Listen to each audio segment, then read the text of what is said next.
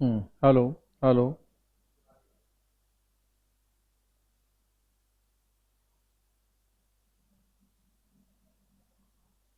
Good afternoon friends.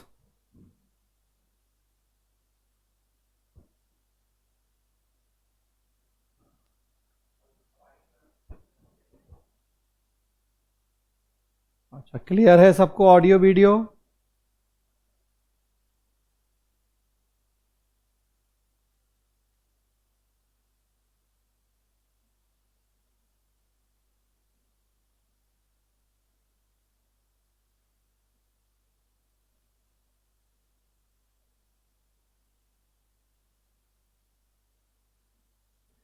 मेरी आवाज आ रही है आप सबको? सब क्लियर है? शुरू करें क्लास।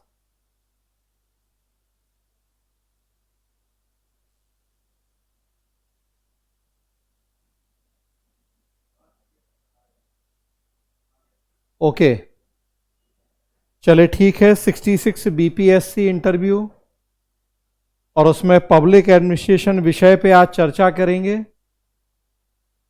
कल से इंटरव्यू शुरू है। पब्लिक एड से जुड़े कई सारे प्रश्नों का एक क्वेश्चनायर मैंने आपको भेजा था पहले।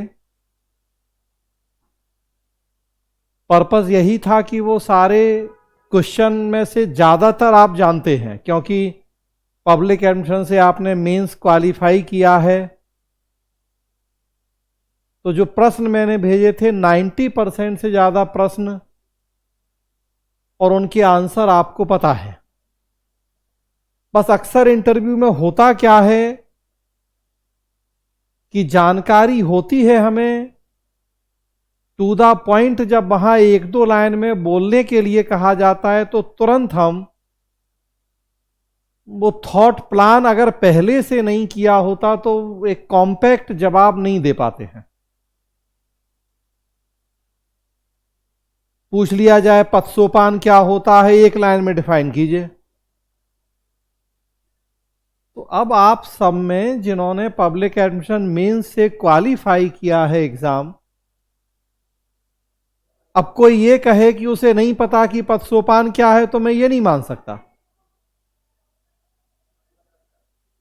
लेकिन ये जरूर हो सकता है कि आपको अचानक सोते जागते कह दिया जाए, अभी हम आपसे कहें कि पत्सोपान क्या होता है, तुरंत बस एक लाइन में जवाब दो, खट खट खट, बिना सोचे समझे। तो हो सकता है कि आपको दिक्कत हो,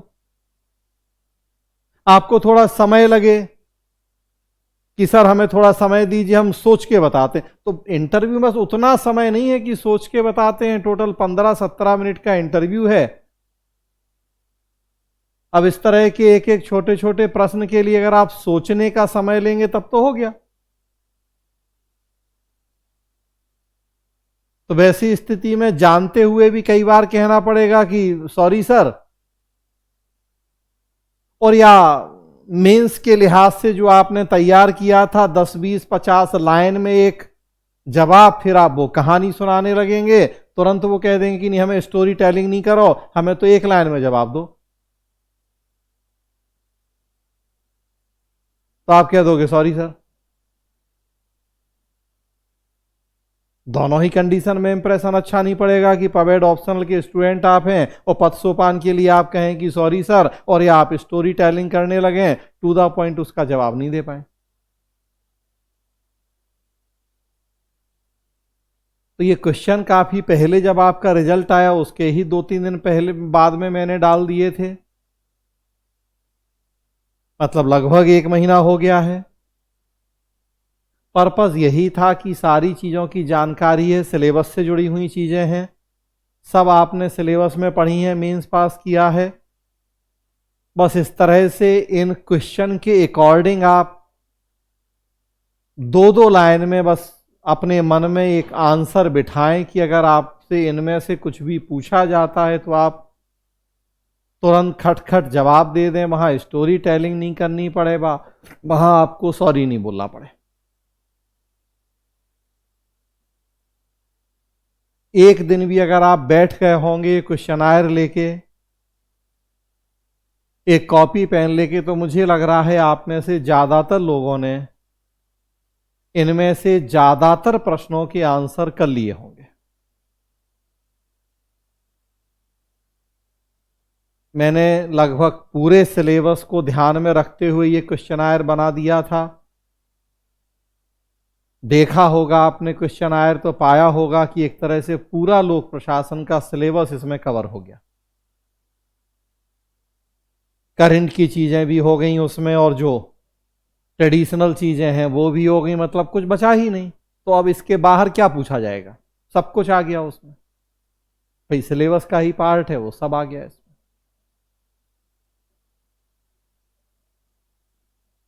तो बहुत ज्यादा मेरी जरूरत थी नहीं या है नहीं, लेकिन अब फिर भी कई बार आपको अपने ऊपर भरोसा नहीं होता कि जो हमने किया वो सही किया या नहीं किया, जो जवाब हमने तैयार किया वो सही है या नहीं है। तो फिर वैसी स्थिति में मुझे लगा कि चलिए एक दिन मैं आपसे चर्चा कर लूं इस पे। कुछ प्रश्नों पे बात कर लूं, बस एक मॉडल के रूप में। हालांकि मॉडल कुछ नहीं होता है सोशल साइंस में, जो मैं बताऊं वही दुनिया का अंतिम आखिरी सत्य हो, ऐसा बिल्कुल नहीं है। एक आइडिया बस दे सकता हूं मैं कि हाँ इस तरीके से आपको जवाब देना है इन प्रश्नों के, तो एक अच्छा जवाब। राजस्थान और एमपी का कभी आप एग्जाम अगर दें या आप वहां का पैटर्न देखें एग्जाम का, तो मेंस में वहां 10 शब्द 15 शब्द में प्रश्न पूछे जाते हैं, जिनका जवाब 10 शब्द या 15 शब्द में देना होता है। 2 नंबर 3 नंबर के प्रश्न, जवाब आप 10 शब्द 15 शब्द में दें। तो वो सबसे अच्छा पैटर्न है। वहां मेंस में उस तरह के प्रश्न होते हैं और बस आपको इंटरव्यू में यहां उसी तरह की चीजें तैयार करनी है। व्हाट इज स्टेट, राज्य क्या है, बस 2 लाइन में जवाब दीजिए।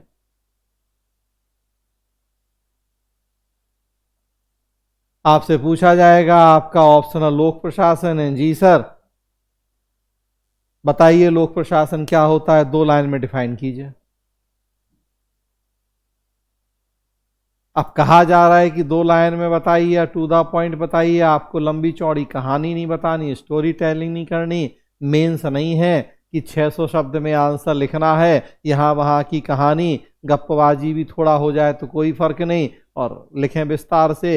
यहाँ 1 लाइन 2 लाइन में जवाब देना है, 10 शब्द 15 शब्द में एकदम टू द पॉइंट बोलना है। उस तरह से अगर पहले से आपने नहीं सोचा है तो जैसा हमने कहा नहीं दे पाएंगे तुरंत आप जवाब, समय लगेगा या सॉरी बोलना पड़ेगा। तो अभी भी समय है।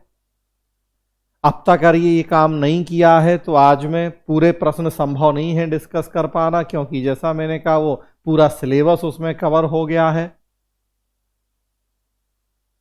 तो उतने सारे पूरे सिलेबस को डिस्कस में कर पाऊं आपसे वो तो संभव नहीं है। एक कुछ प्रश्नों पर चर्चा करके बस एक आइडिया आपको जरूर मैं यहां दे रहा हूं कि कैसे आपको इन प्रश्नों के जवाब देने। आप में से कुछ लोग अगर ऐसे भी जुड़े हैं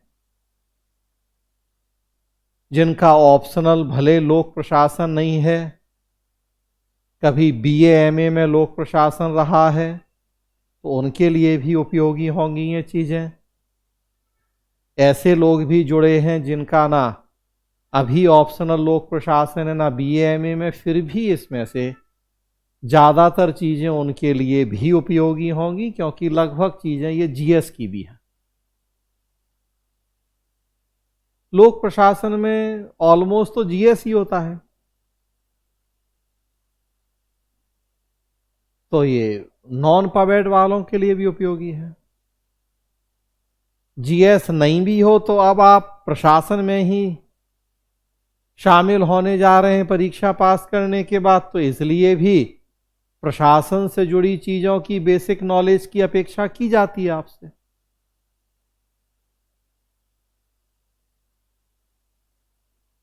तब ऐसा नहीं है कि प्रशासन क्या है या लोक प्रशासन क्या है ये उसी से पूछा जाएगा जिसका विषय लोक प्रशासन है। ये हिस्ट्री ज्योग्राफी वाले से भी बिल्कुल पूछा जाएगा और पूछा जा सकता है कि लोक प्रशासन क्या है। भाई आप प्रशासनिक अधिकारी बनना चाहते हैं, जी बताइए प्रशासन क्या होता है।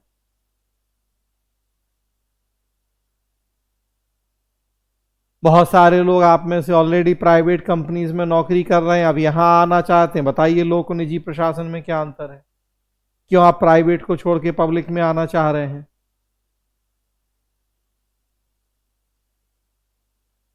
तो सबके लिए उपयोगी होंगी चीजें, हाँ पबहेड वालों के लिए विशेष रूप से, अदरवाइज सबको जरूरत है इन चीजों की।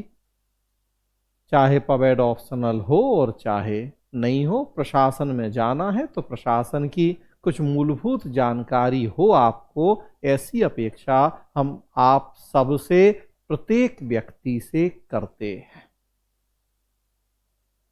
तो चलिए बात करते हैं कुछ प्रश्नों पे। वही क्वेश्चनायर है यहां स्क्रीन पे जो आपको भेजा गया था ग्रुप में, सबके पास है वो, तो आप खोल सकते हैं वहां अपने मोबाइल में क्वेश्चन, नहीं तो यहां स्क्रीन पे आपको दिख रहा है। राज्य क्या है, व्हाट इज स्टेट। जैसा फिर मैंने कहा मैं कोई सिलेबस पढ़ाने नहीं जा रहा हूं आपको, कोई टॉपिक डिटेल डिस्कस करने नहीं जा रहा हूं।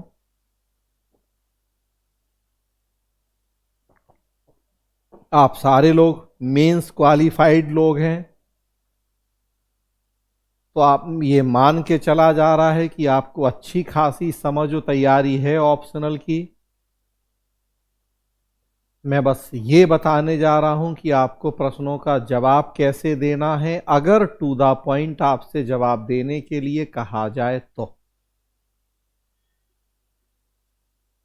कहा जाए कि नहीं हम तो आराम से बैठे हैं, आप तो खूब कहानी बताओ विस्तार से, तब तो कोई बात नहीं, फिर तो आप जान ही रहे। हम तो उस कंडीशन की बात कर रहे हैं कि टू द पॉइंट जवाब दीजिए, एक लाइन दो लाइन में जवाब दीजिए, तो फिर आप कैसे एक कॉम्पैक्ट एक बंधा हुआ जवाब दें। तो राज्य क्या है, व्हाट इज स्टेट।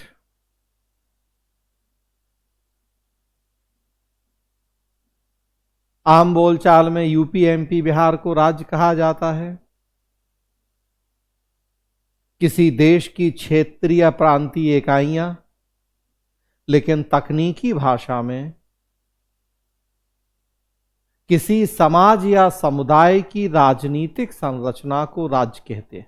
आप चाहें साथ साथ लिखना चाहें तो लिख सकते हैं, मैं दो दो बार उसको बोल देता हूं, थोड़ा आराम से बोल देता हूं कि अगर आप में से कोई नोट करना चाह रहा है तो कॉपी पेन लेके बैठें, आप साथ साथ कुछ नोट कर लें, उसके बेस पे आप जो नहीं होंगे डिस्कस वो अपने से कर लीजिएगा।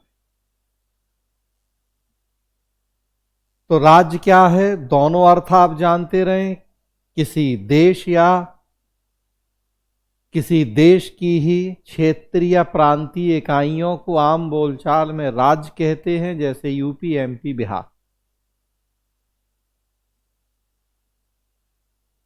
लेकिन तकनीकी दृष्टि से, तकनीकी मतलब राजनीति विज्ञान की शब्दावली के अनुसार बात करें तो किसी समाज या समुदाय की राजनीतिक संरचना, political structure of a society, किसी समाज या समुदाय की राजनीतिक संरचना को राज्य कहा जाता है।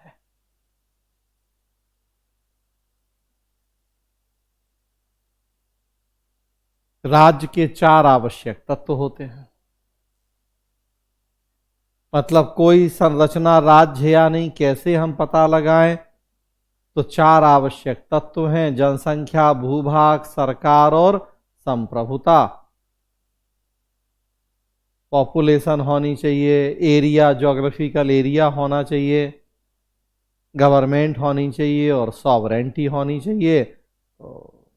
लैंड या एरिया, लोग, सिटीजन या पीपुल्स, पॉपुलेशन एक आबादी, गवर्नमेंट और सॉवरेंटी या संप्रभुता।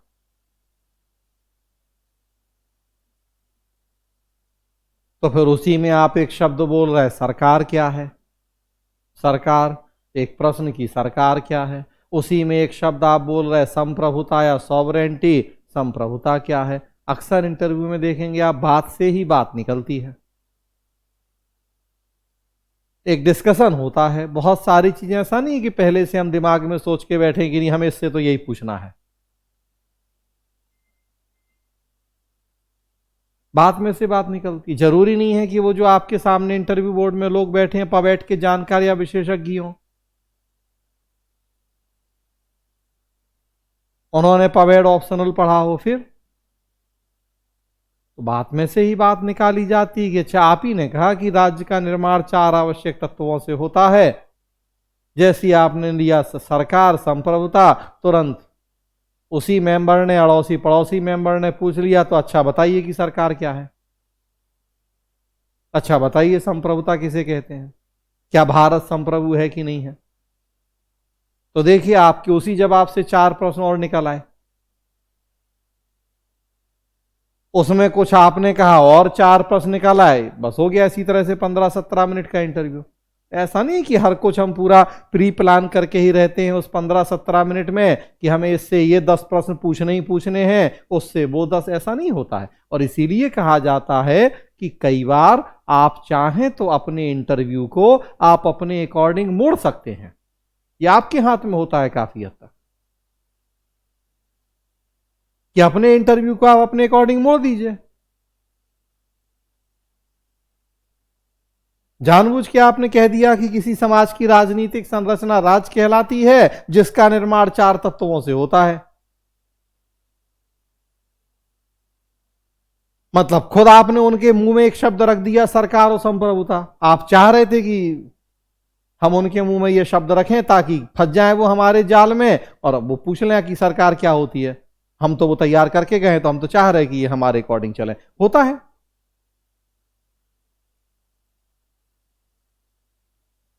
अभी मैंने पीएचडी का वाइवा दिया,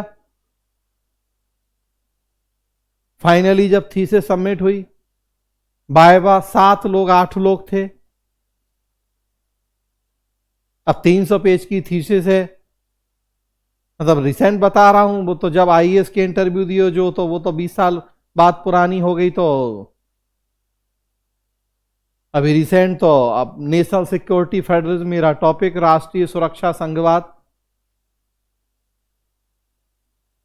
4-5 साल पीएचडी करता है आदमी, थीसिस लिखता है। अब 4 साल पहले जो काम किया था अब नहीं है आज याद, कौन कौन सी किताबें उस समय पढ़ी थी, कहां से क्या चीजें ली थी, कौन कौन से रेफरेंस थे, ऑनलाइन लिया था अब वो रेफरेंस नहीं है, तो अब दोबारा कौन उतना पढ़े क्या करे, 10 दिन बाद वाइवा है, कैसे करें। मैंने कहा क्या तरीका है इसका भैया, उतना पूरा 250 पेज की थीसिस पढ़ना, पढ़ के फिर वो कहां से कौन सा चीज ली गई थी, उसके रेफरेंस क्या थे, वो सब देखना आसान नहीं है। और लेकिन अब वाइवा भी देना ही है, अच्छा करना है तो कैसे। तो हमने अभी रिसेंटली खुद अपने ऊपर ये एक्सपेरिमेंट किया। तो जैसे टॉपिक है नेशनल सिक्योरिटी फेडरलिज्म, राष्ट्रीय सुरक्षा संघवाद, मतलब होता है कि संघात्मक शासन व्यवस्था में जहां की केंद्र और राज्य 2 सरकारें हैं, आपस में शक्तियों का विभाजन है, तो सुरक्षा के मार्ग में क्या चैलेंज आते हैं इन दोनों सरकारों के होने से कि केंद्र में सरकार, राज्य में सरकार, शक्तियां बटी हैं। और स्पेशली वर्तमान समय में कि केंद्र में मोदी हैं, बंगाल में ममता बनर्जी, एकदम 36 का आंकड़ा है, या उद्धव ठाकरे हैं महाराष्ट्र में, या हेमंत सोरेन है झारखंड में, या पंजाब में भगवंत मान, एकदम 36 का आंकड़ा है।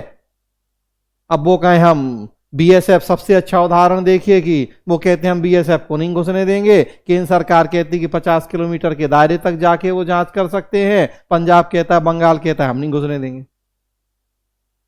हो गया चैलेंज। यही है हमारा रिसर्च का टॉपिक पूरा, राष्ट्रीय सुरक्षा संघवाद, नेशनल सिक्योरिटी फेडरलिज्म। क्या क्या चैलेंज है राष्ट्रीय सुरक्षा के मार्ग में संघात्मक शासन की वजह से। संघात्मक शासन नहीं होता तो नहीं होता ये चैलेंज कि बंगाल कह रहा कि हम नहीं घुसने देंगे बीएसएफ को, कि ममता बनर्जी अपने पुलिस वालों को कह रहे हैं कि नहीं घुसने देना इन लोगों को। इसी पर रिसर्च करी हमने। तो अब मैंने कहा ट्रेडिशनल उतना सारा 5 साल की मेहनत, रिसर्च, अब बहुत सारी चीजें नहीं है याद, वो रेफरेंस कहाँ फिर खोजें, क्या करें। बाय बाय है 1 हफ्ते 10 दिन बाद, उतनी शॉर्ट नोटिस पे भाई होता है कि भाई आपका नेक्स्ट वीक में बाय बाय है। क्या करें। मैंने यही किया कि कुछ तो बेसिक भाई है ही दिमाग में कि क्या कॉन्सेप्ट क्या है। जैसे मैंने आपको 2 मिनट में बताया, तो मुझे पता है कि भाई कॉन्सेप्ट क्या है, संघवाद क्या है, राष्ट्रीय सुरक्षा क्या है, नेशनल सिक्योरिटी क्या है, इंटरनल सिक्योरिटी क्या है, क्या क्या उसके लिए थ्रेट या चैलेंज है। तो ये चीजें तो जान ही रहे भाई, है दिमाग में, उतना वो कर लिया, वो है ही दिमाग में। उसके बाद मैंने कहा कि रुको, इन लोगों को हम अपने अकॉर्डिंग करवाएंगे इंटरव्यू।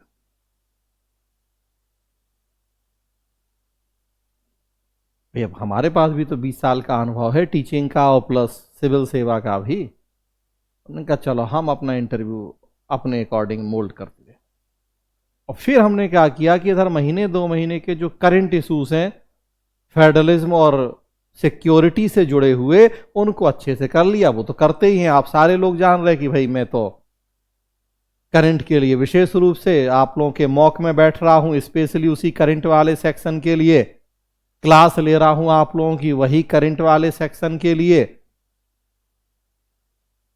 तो वो मेरा एक हॉबी भी है, स्पेशलाइजेशन, विशेषज्ञता वाला एरिया भी है कि डेली 3 घंटा तो न्यूज़पेपर पढ़ना ही पढ़ना है, कुछ भी हो, कम से कम 2 न्यूज़पेपर। तो मैंने कहा चलो अब मैं अपने अकॉर्डिंग मुड़ूंगा इंटरव्यू, और मैंने फिर यही किया। जैसे एक मैंने सबसे रिसेंट एग्जाम्पल आपको दिया बीएसएफ के मुद्दे को लेके, इसी तरह के मैंने पूरे साल 6 महीने के जो करंट के इश्यूज थे, कुछ मैगजीन उठा ली, दर्पण, विजन, उनसे कि क्या इशू इधर रहे, और बाकी न्यूज़पेपर तो डेली हम पढ़ ही रहे हैं, तो हमें पता है वो सारे इशू, लिखा उनको। एनआईए एक्ट में संशोधन हुआ, क्या संशोधन देख लिया कि ये एक रिसेंट टॉपिक है। सीबीआई से कई राज्यों ने पूर्व अनुमति वापस ले ली। तो जो भी इस तरह के रिसेंट टॉपिक चल रहे हमने वो उनको देख लिया अच्छे से, और बस अब जैसे ही वो कोई प्रश्न पूछे वाइवा में, मैं जानबूझ के ले जाऊं, 2 लाइन में थ्योरी पे बात करूं, और जानबूझ के ले जाऊं मैं कि सर जैसे देखिए आजकल केंद्र और बंगाल के बीच में विवाद हो रहा है बीएसएफ को लेके, मुझे पता है कि मेरा ये सेक्शन अच्छा है तैयार, करंट का है, और करंट का है तो उनको भी इंटरेस्ट है जानने में वो चीज। बुकेश रटी रटाई बातों में उनको भी इंटरेस्ट नहीं है बहुत, वो भी कुछ नया चाह रहे हैं हमसे। हो सकता है वो ना पढ़ते हो रोज न्यूज़पेपर, पढ़ते हो तो भी उन्हें इंटरेस्ट है कि अच्छा ये चीज हम जानते हैं, बच्चा जानता है कि नहीं बीएसएफ वाला विवाद। वो भी वो आज से 50 साल पहली फेडरलिज्म की और सिक्योरिटी की घिसी पिटी थ्योरीज वो भी पढ़ते पढ़ते सुनते सुनते, सब यूनिवर्सिटी के प्रोफेसर हैं सीनियर, तो पूरा वाइवा आधा घंटा जो भी चला 45 मिनट, वो तो लंबा वाइवा होता है भाई पीएचडी वाला। 7 लोग 8 लोग बैठे हुए हैं, सबको अपने पूरे भड़ास निकालनी है। 45 मिनट के आसपास वाइवा होता है, क्योंकि वहां ऐसा तो है नहीं कि एक दिन में 100 लोगों के कि 80 लोगों के इंटरव्यू लेने, एक दिन में एक आदमी का कि 2 आदमियों के वाइवा होने, बस पूरा समय लेते हैं वो तो। प्रॉपर रिसर्च है 5 साल की, तो भाई वो चाहते भी हैं कि उतना विस्तृत वाइवा हो। पूरा मैंने अपने 1 घंटे 45 मिनट के वाइवा को 35 मिनट अपने अकॉर्डिंग मोल्ड किया सारा। मैं हर कुछ भी पूछ रहे तुरंत में ले जा रहा हूं कि जैसे सर आजकल, जैसे सर आजकल, बस। तो जैसे आजकल पे जाता बस, अब पूछो क्या पूछना है तुम्हें आजकल में। जैसे सर एनआईए एक्ट में अभी संशोधन हुआ है तो ये प्रावधान किया गया, जैसे सर देखिए सीबीआई जांच, जैसे देखिए ये, बस। तो अक्सर इंटरव्यू में तो चीजें हमारे हाथ में होती हैं कि किस तरीके से हम अपने इंटरव्यू को एक दिशा दे दें।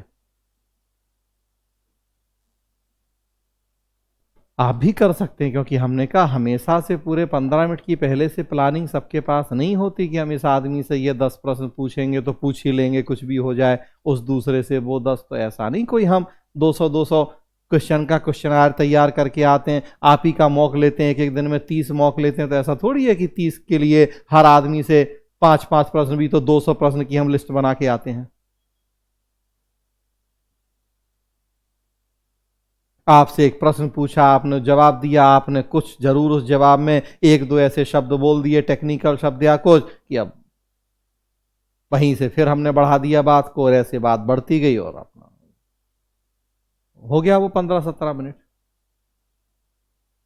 तो हमने कहा जैसी आप राज्य बोल रहे हैं, किसी समाज की राजनीतिक संरचना जिसका निर्माण 4 तत्वों से, आप ही उनके मुंह में रख दीजिए सरकार, संप्रभुता।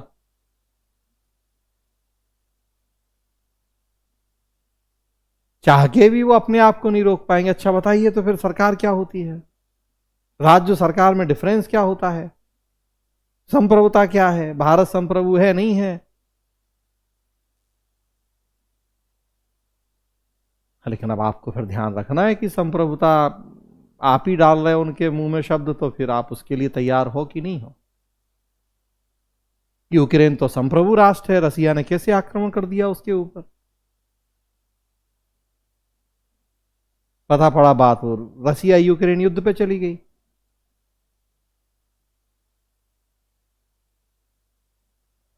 बात चली गई कि WHO और WTO तो आज किसी भी देश की नीति निर्धारण में भूमिका निभा रहे, तो कैसे कोई देश संप्रभु है, क्या कहना है आपका।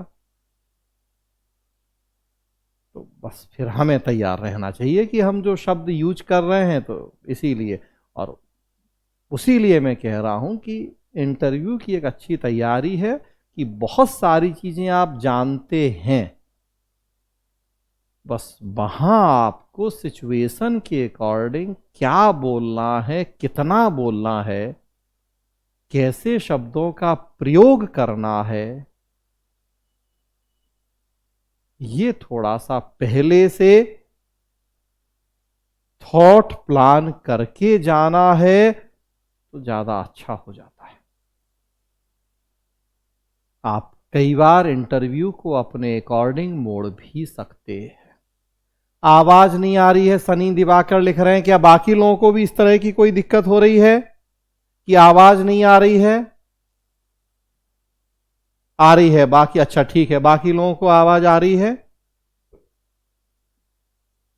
चलिए, तो राज्य क्या है मैंने बताया, सरकार क्या है, तो अब आप फिर आगे बढ़ा दीजिए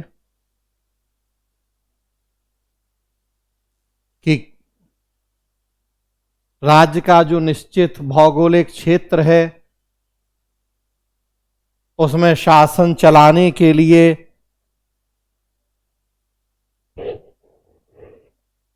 गठित इकाई को सरकार कहा जाता है। राज्य के निश्चित भौगोलिक क्षेत्र पे शासन के संचालन के लिए गठित इकाई को या संस्था को सरकार कहते हैं, जिसके 3 आवश्यक तत्व होते हैं, विधायिका, कार्यपालिका और न्यायपालिका। रुक जाइए, हो गए फिर 15 शब्द 20 शब्द।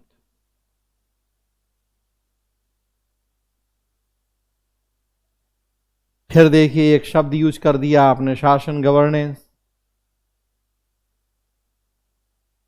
3 शब्द यूज कर लिया आपने, विधायिका, कार्यपालिका, न्यायपालिका, लेजिस्लेटिव, एग्जीक्यूटिव, जुडिशियरी। रख दिए 4 शब्द आपने उनके मुंह में, फिर दे दिया आपने उन्हें आइडिया की अब आप पूछो हमसे कि आजकल न्यायिक सक्रियता का मुद्दा चल रहा है, तो हम तो चाह रहे थे कि पूछे, इसीलिए हमने तो जानबूझ के कहा कि सरकार के 3 तत्व होते हैं, 3 अंग होते हैं, विधायिका, कार्यपालिका, न्यायपालिका। और आपको बस अब हमने कहा ये समझदारी, नहीं तो उतनी कह के रह जाइए कि किसी राज्य के निश्चित भौगोलिक क्षेत्रफल में शासन करने के लिए बनी इकाई को सरकार कहा जाता है, बस वहीं चुप रह जाइए। अगर आपको लग रहा है कि नहीं हम फंस सकते हैं आगे बोल के, हमारी तैयारी ही नहीं है विधायिका पे कि न्यायपालिका पे, तो वहीं चुप रह जाइए, पूछने दीजिए उनको आगे फिर अपने हिसाब से। और नहीं तो मैंने कहा अभी रिसेंटली मैंने प्रयोग किया इस बात का कि अपने पूरे पीएचडी के वाइवा में अपने अकॉर्डिंग चलाया इंटरव्यू। स्मार्टनेस होती है ये कि बहुत सारी चीजें अक्सर आपके हाथ में होती। शासन, आप ही ने उनके मुंह में एक शब्द रख दिया, तो व्हाट इज गवर्नेंस? अच्छा बता दीजिए, फिर आप शब्द यूज कर रहे हैं शासन, तो इसका मतलब सरकार और शासन में अंतर होता है। क्या अंतर होता है? गवर्नमेंट और गवर्नेंस में क्या डिफरेंस है?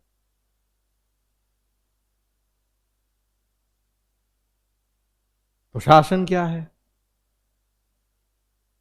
सरकार चलाने का तरीका या पद्धति शासन कहलाता है।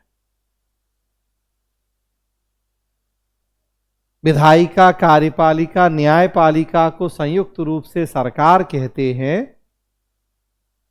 और सरकार चलाने का जो तरीका या पद्धति होती है उसे शासन कहा जाता है। रुक जाइए आप, और अगेन आपको अपने अकॉर्डिंग फिर इंटरव्यू ले जाना है, तो सरकार चलाने का तरीका शासन होता है, जैसे संसदीय शासन, अध्यक्षीय शासन, और 4 शब्द जोड़ दीजिए उसमें।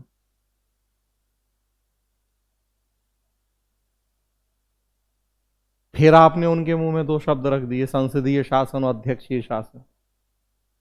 अक्सर होता क्या है कि फिर सामने वाला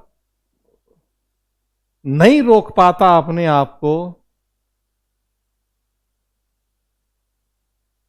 उन पे प्रश्न पूछने से। एक तो उसके दिमाग में भी बार बार मैं कह रहा हूं पहले से 50 प्रश्न नहीं है, और हों भी तब भी वो उन्हें रोकेगा, और जो आप उसके मुंह में अभी शब्द रख रहे हो तुरंत वो भी आ जाएगा उस पर। कई बार ये लगता है कि अच्छा बड़ा संसदीय अध्यक्ष यूज कर रहा है, जरा देखें तो चेक करके कि मतलब भी जानते हैं इनके कि नहीं।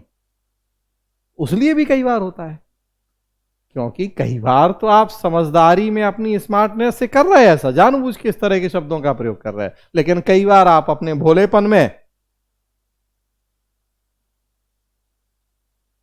बिना जाने समझे भी इस तरह के शब्दों का यूज कर जाते हैं, बाद में पछताना पड़ता है।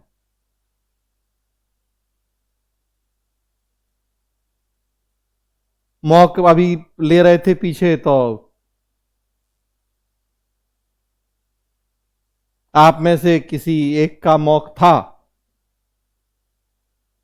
बिहार के हैं, कहीं बाहर नौकरी कर रहे, पूछा गया क्यों आप बिहार आना चाहते हैं, तो उन्होंने कहा कि सर वो घर की स्थिति अच्छी नहीं थी, जो भी बिहार में रोजगार के बहुत अवसर नहीं थे, तो मुझे घर चलाने के लिए रोजगार की जरूरत थी, तो इसलिए मुझे बिहार से पलायन करना पड़ा।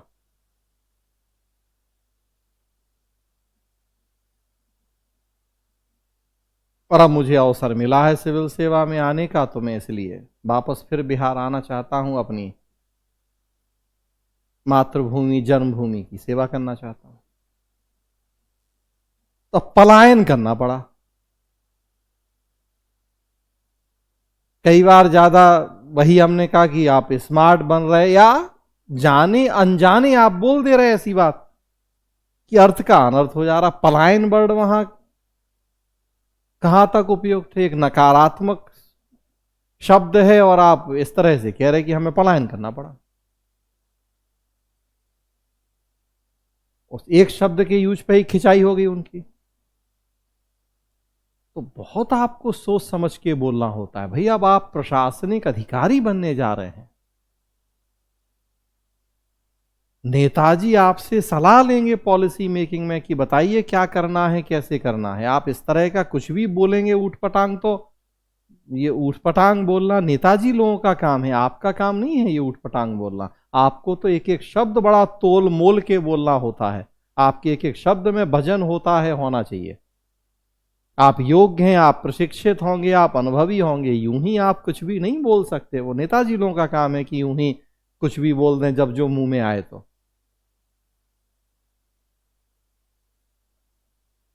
और इसी के लिए आपको पहले से प्रैक्टिस करनी होती है, एक थॉट प्लान करना होता है कि बैठ के सोचना होता है कि क्या पूछा जाएगा तो क्या बोलेंगे, कैसे जवाब देंगे, क्या करेंगे। तो वो प्रैक्टिस आपको परफेक्शन की तरफ ले जाती है।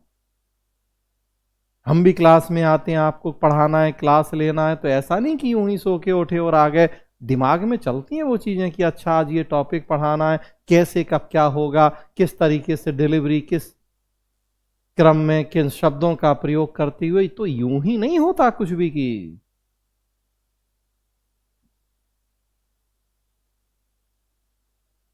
कहा जाता है जवान से निकली एक एक बात, एक एक शब्द तीर की तरह होता है, बस जो निकल गया फिर लौट के नहीं आता है वो। तो बहुत सोच समझ के, और आपको तो विशेष रूप से हमने कहा कि प्रशासनिक अधिकारी हैं, मिले होंगे किसी प्रशासनिक अधिकारी से, आपके घर में होंगे, आप देखिए कितना कम बोलते हैं, टू द पॉइंट बोलते हैं, कितना सोच के बोलते हैं। वो पर्सनालिटी का पार्ट हो जाता है धीरे धीरे, वो हर जगह वो चीजें झलकती हैं।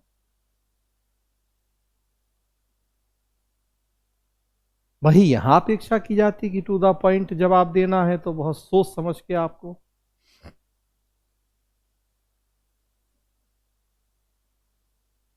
तो कई बार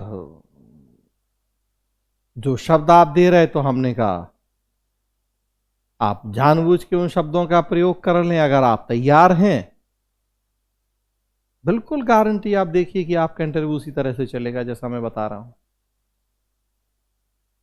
और नहीं तो आप अनजाने में ऐसे शब्द यूज कर दे रहे तो फंस जाएंगे वहां। सामने वाला अक्सर वहीं से प्रश्न उठा लेता है जो आप बोल रहे हैं।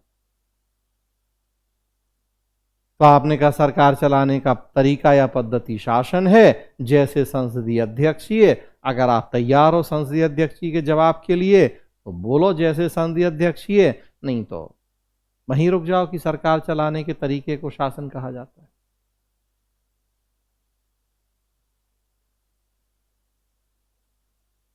प्रशासन क्या है? What is administration?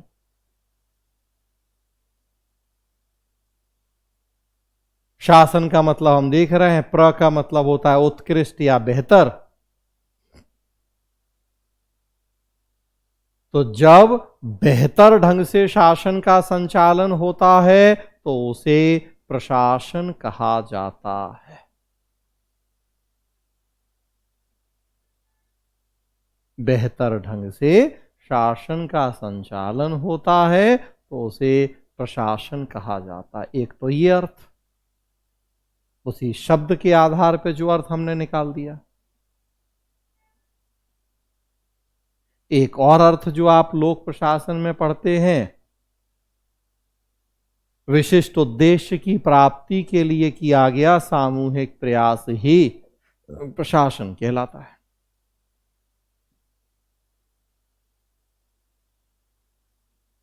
दोनों याद रखिए। पूछा गया प्रशासन क्या है, आप कह सकते हैं कि सर शाब्दिक दृष्टि से बेहतर ढंग से शासन चलाना प्रशासन है। और अगर इस शब्द का भावार्थ देखें तो निश्चित उद्देश्य के लिए किए गए सामूहिक प्रयासों को प्रशासन कहा जाता है। बार बार मैं कह रहा हूं, देखिए जितना नपातुला एकदम टू द पॉइंट में बोल रहा हूं, एक एक शब्द पे ध्यान देते हुए, इसी तरह से ठहराव के साथ आपको भी बस अपनी बात कहते जानी है।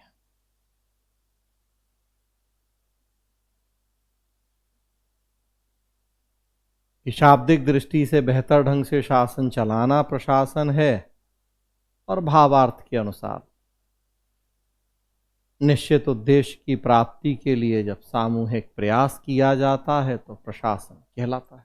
बस रुक गए, हो गई। देखिए 2 लाइन 3 लाइन में आपकी डेफिनेशन। जितना उन्होंने पूछा था उतना आपने बता दिया, उतना ही करना है।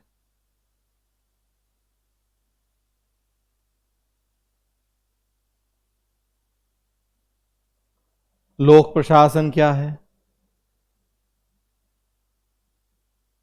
What is public administration?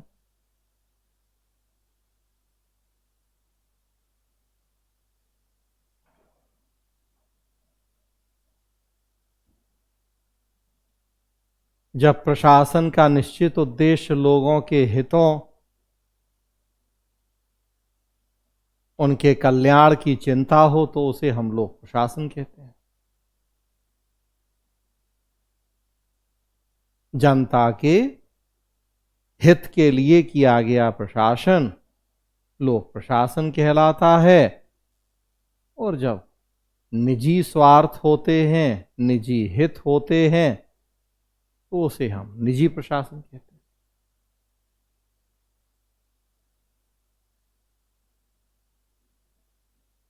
जैसे फिर वही बात कि अब ये आपके ऊपर है कि आपको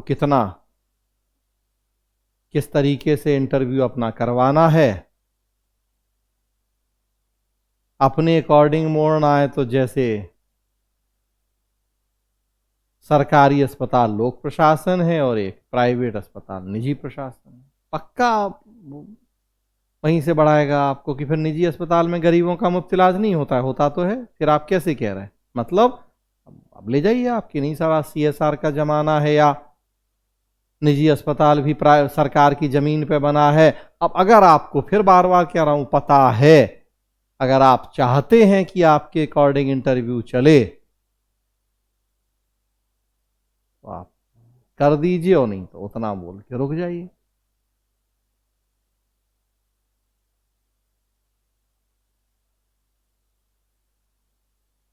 तो लोक प्रशासन हो गया, निजी प्रशासन हो गया। क्या आपको लगता है कि वर्तमान में दोनों एक हो जाएंगे? मींस में एक टॉपिक आपने पढ़ा है, अक्सर प्रश्न भी पूछा गया है BPSC मींस में, कि वर्तमान समय में लोक प्रशासन निजी प्रशासन एक दूसरे के नजदीक आ रहे हैं।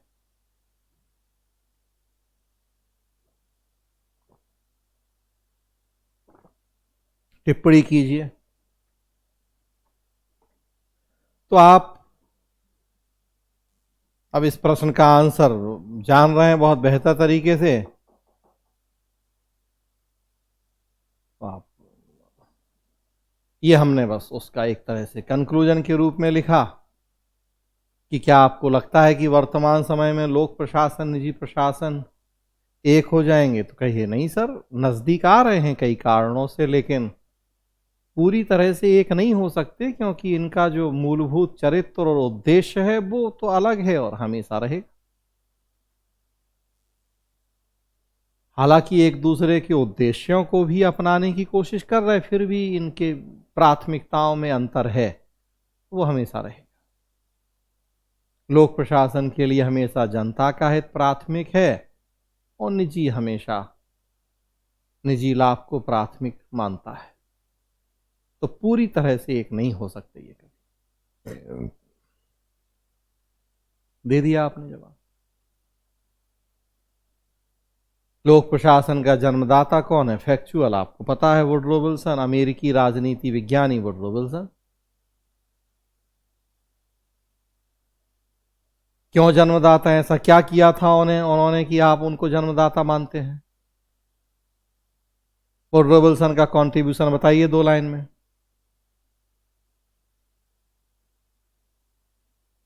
तो सर 1887 में उन्होंने पॉलिटिक्स एडमिनिस्ट्रेशन डाइकोटॉमी, राजनीति प्रशासन द्वैत भाव का विचार दिया था।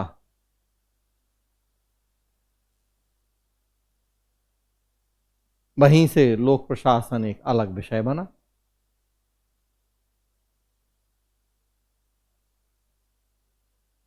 अब पूछा जाए आपसे कि क्या था द्वैत भाव, बताइए तो बता दीजिए, नहीं तो अपने से भी आप, कि विल्सन ने सर राजनीति प्रशासन द्वैत भाव का विचार दिया था, जिसमें उन्होंने कहा कि राजनीति का काम निर्माण होता है, प्रशासन का काम क्रियान्वयन। उन्होंने निर्माण और क्रियान्वयन में पृथक्करण किया और कहा कि क्रियान्वयन का अध्ययन एक अलग विषय के द्वारा हो, नाम लोक प्रशासन हो। तो ये उनका एक बहुत बड़ा कंट्रीब्यूशन है, लोक प्रशासन को अलग विषय के रूप में स्थापित करने में। इसीलिए उन्हें हम लोक प्रशासन का पिता कहते हैं। तो राजनीति प्रशासन द्वैत भाव भी आ गया कि what is politics administration dichotomy. Wilson का सबसे महत्वपूर्ण योगदान भी आ गया कि क्यों उन्हें फादर ऑफ पब्लिक एडमिनिस्ट्रेशन माना गया है।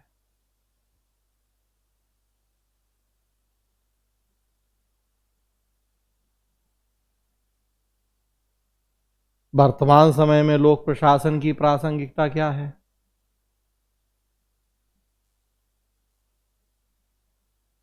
वर्तमान समय मतलब जबकि ये उदारीकरण निजीकरण का दौर है, निजी कंपनियों की बाजार की भूमिका को प्रोत्साहित किया जा रहा है, सरकार के लोक प्रशासन के आकार में कटौती कर रहे हैं,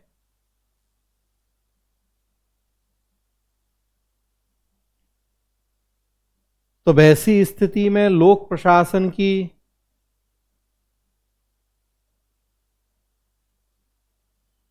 प्रासंगिकता कितनी है? अगेन मीन्स में विस्तार से एक पूरा टॉपिक आपने पढ़ा है, सारी चीजें पढ़ी हैं मीन्स में। बार बार मैं कह रहा हूं कि यहां आप बस हम एक एक दो दो लाइन में जवाब आपको देना पड़े उन चीजों का, तो कैसे जवाब देना है वो एक बस आपको यहां ट्रेनिंग दे रहा हूं, बता रहा हूं कि अब मैं अगर इस तरह से 25-50 प्रश्नों के जवाब आपको बता दूं तो उम्मीद करता हूं कि उसी पैटर्न, उसी आधार पे आप बाकी प्रश्नों के जवाब भी तैयार कर लीजिएगा। केवल पब्लिक एडमिशन नहीं, बल्कि आपके बायोडेटा के अन्य प्रश्नों के जवाब भी बस इसी तरह से तैयार करना है, इसी तरह से एकदम टू द पॉइंट, बड़ा क्लियर, एक एक दो दो लाइन में जवाब जो आपसे पूछा जाए उसका।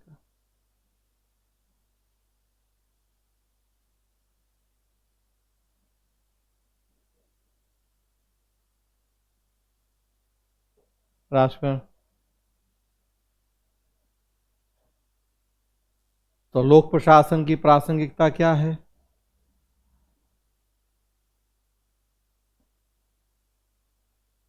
बाजार को जरूर हम आगे कर रहे हैं एलपीजी के दिनों में, लेकिन बाजार की या निजी संस्थाओं की कई कमियां भी होती हैं, तो हमें उनको चेक करने, उन्हें कंट्रोल करने, रेगुलेट करने के लिए लोक प्रशासन की जरूरत पड़ती है, अभी भी है, हमेशा रहेगी।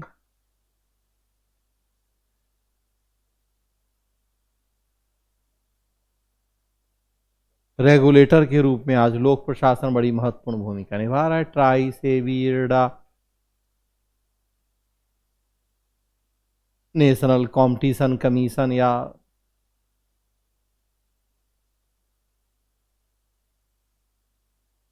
तो फिर आप चाहते थे कि आप उस तरफ ले जाए इंटरव्यू को, ट्राई इरडा की तरफ, तो बोलिए अपनी तरफ से, नहीं तो वहीं रुक जाइए बस कि आजकल लोक प्रशासन रेगुलेटर की भूमिका निभा रहा है।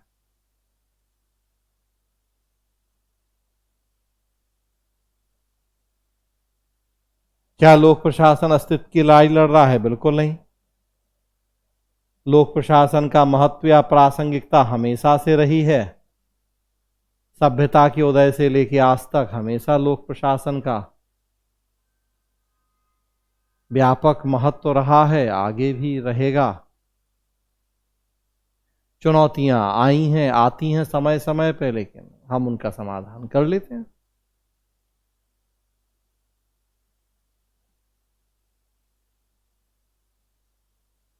एलपीजी की नीतियों ने लोक प्रशासन के स्वभाव में किस तरह के परिवर्तन किए हैं? चप्पू की जगह चालक हो गया है। पहले लोक प्रशासन खिलाड़ी या अभिनेता की भूमिका में हुआ करता था, अब लोक प्रशासन अंपायर या निर्देशक, डायरेक्टर की भूमिका में आ गया है।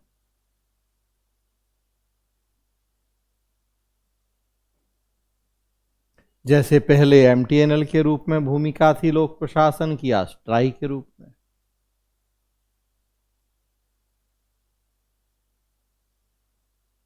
क्या आपको लगता है कि एमटीएनएल बीएसएनएल को विनिवेश नहीं कर दिया जाना चाहिए?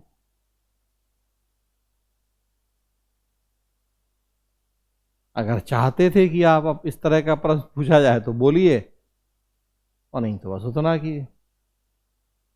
अभिनेता की जगह डायरेक्टर वाली भूमिका में आ रहा है लोक प्रशासन। एलआईसी की जगह एडा।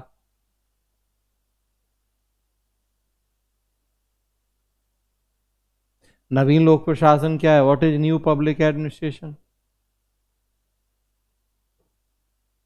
1960 के दशक में अमेरिका में आई एक संकल्पना, एक कॉन्सेप्ट है, जिसमें परंपरागत लोक प्रशासन में परिवर्तन किए गए, कुछ नई बातों को शामिल किया गया।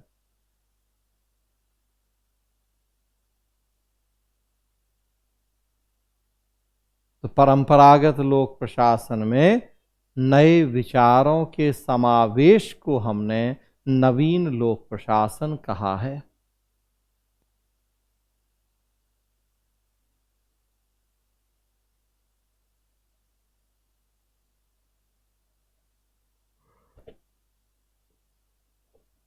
एक्सक्यूज मी, नवीन लोक प्रशासन में नवीन क्या है? What is new in new public administration?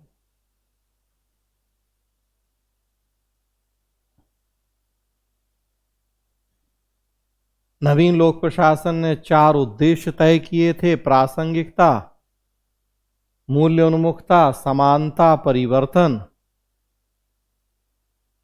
परंपरागत प्रशासन में ये बातें नहीं हुआ करती थी।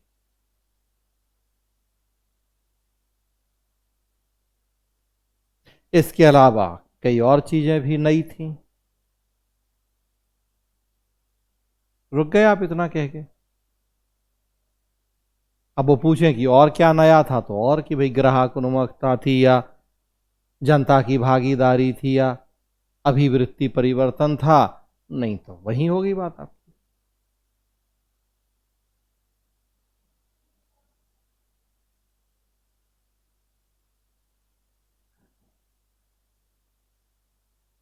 विकास प्रशासन क्या है? What is development administration?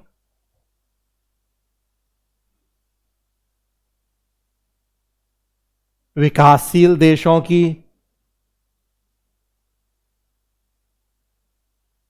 परिवर्तित परिस्थिति के अनुसार परंपरागत प्रशासन में कुछ परिवर्तन किए गए हैं। जो नई संकल्पना मिली है उसे हमने विकास प्रशासन कहा है।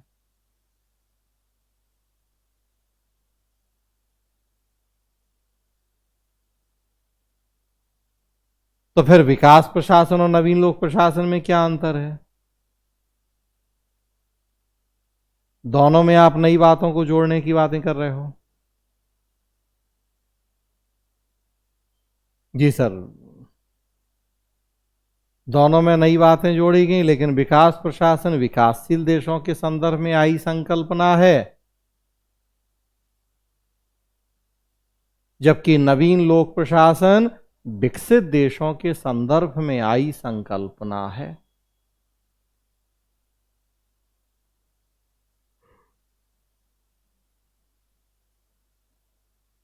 नवीन लोक प्रशासन ने विकसित देश, विशेषकर अमेरिका के संदर्भ में वहां की जो परिवर्तित परिस्थितियां थी उसके अनुसार कुछ नई बातों को शामिल किया था।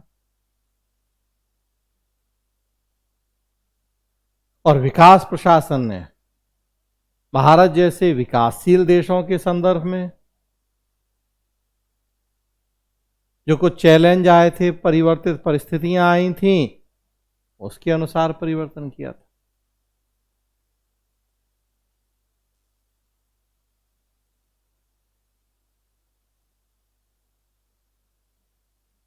परंपरागत प्रशासन, नवीन लोक प्रशासन, परंपरागत प्रशासन, विकास प्रशासन, तो उसी तरह से सब बता दीजिए। नवीन लोक प्रबंधन क्या है? What is public management? What is new public management? अब ये चूंकि बिहार के सिलेबस में नहीं है तो हो सकता ना भी पूछा जाए, लेकिन अब वो इंटरव्यू बोर्ड में बैठे लोग आपके पबेट का सिलेबस सामने रख के तो बैठे नहीं है।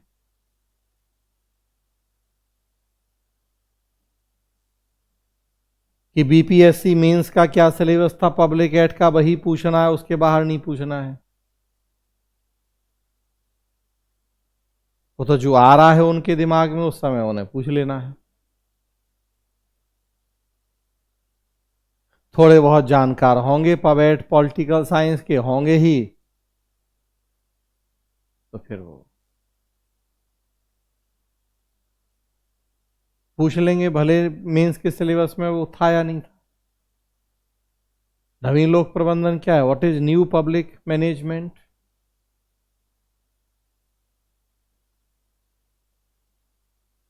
न्यू पब्लिक मैनेजमेंट 1991 में आई एक संकल्पना है जिसमें उदारीकरण, निजीकरण की नीतियों के अकॉर्डिंग लोक क्षेत्रों के प्रबंधन में कुछ नई बातों को जोड़ा गया है। 1991 में एलपीजी, एलपीजी मतलब लिबरलाइजेशन, प्राइवेटाइजेशन और ग्लोबलाइजेशन, उदारीकरण, निजीकरण की नीतियों के संदर्भ में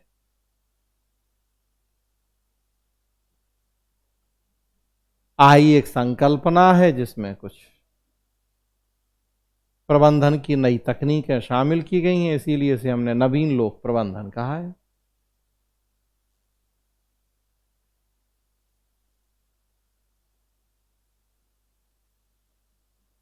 पब्लिक चॉइस थ्योरी क्या है? लोक चयनवाद। लोगों को मिलने वाली वस्तुओं, सेवाओं को प्रदान करने के लिए ज्यादा से ज्यादा संस्थाओं की भूमिका ही लोक चयनवाद है। लोगों को मिलने वाली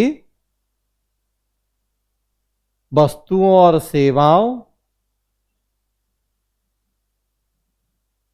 को प्रदान करने की प्रक्रिया में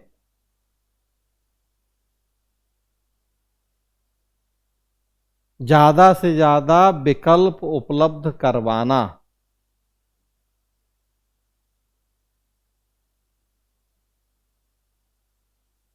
फोन सेवाएं अकेला एमटीएनएल बीएसएनएल नहीं दे, बल्कि एयरटेल जियो भी फोन सेवा दें।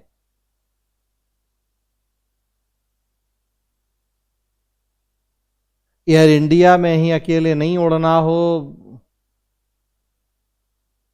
इंडिगो, स्पाइसजेट जैसे दूसरे भी हों। बस यही है लोक चयनवाद, लोगों को चयन करने की आजादी।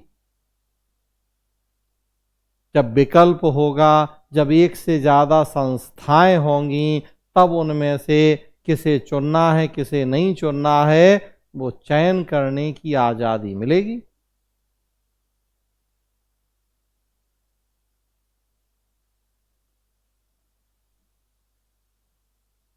नवीन लोक प्रशासन और नवीन लोक प्रबंधन में क्या अंतर है? What is difference between new public administration and new public management?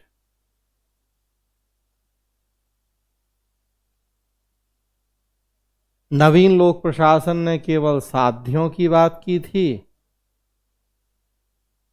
जबकि नवीन लोक प्रबंधन ने साध्य और साधन दोनों पर बल दिया है।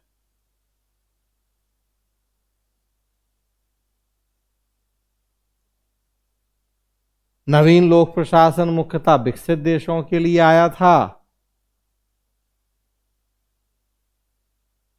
नवीन लोक प्रबंधन विकसित विकासशील सबकी बात करता है। कई और अंतर भी हैं, लेकिन एक दो जो सबसे प्रमुख अंतर हैं बता दिए मैंने आपको, आप दे दीजिए जवाब।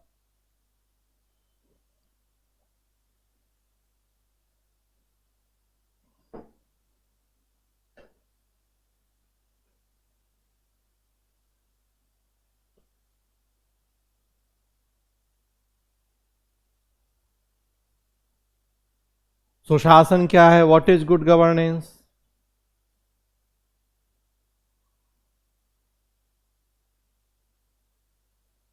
उन्नीस सौ 92 में विश्व बैंक की एक संकल्पना है,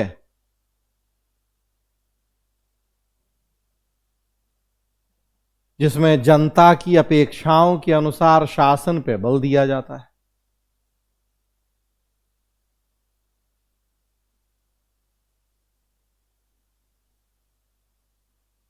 गुड गवर्नेंस के पैरामीटर क्या हैं? विश्व बैंक ने कई पैरामीटर बताए हैं, उसमें ट्रांसपेरेंसी है, उसमें अकाउंटेबिलिटी है, उसमें रूल ऑफ लॉ है, उसमें ह्यूमन राइट है, उसमें इंडिपेंडेंट जुडिशियरी है। तो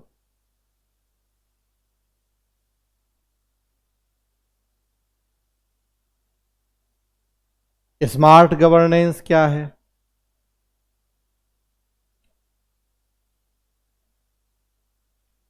एस का मतलब है सिंपल या स्मॉल,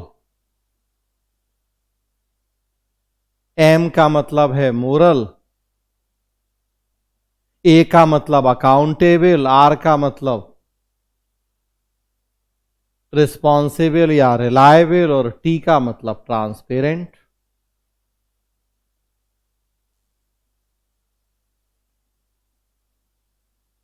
तो ये स्मार्ट गवर्नेंस है। ई गवर्नेंस क्या है?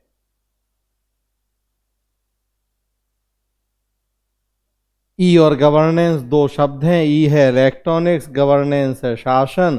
तो जब हम सूचना संचार तकनीक के प्रयोग से शासन चलाते हैं तो उसे ई शासन कहते हैं।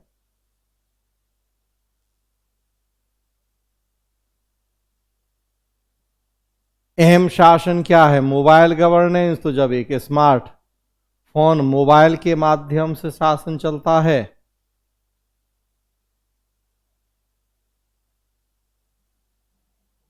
तो सब इस तरह से आप देते जाइए, वही बातें हो गई।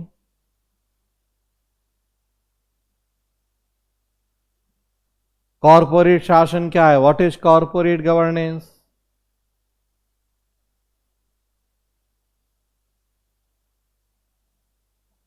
कॉरपोरेट सेक्टर के कामों गतिविधियों को नियमित नियंत्रित करने के लिए कुछ नियम सिद्धांत तय किए गए हैं, उन्हीं को कॉरपोरेट शासन कहते हैं।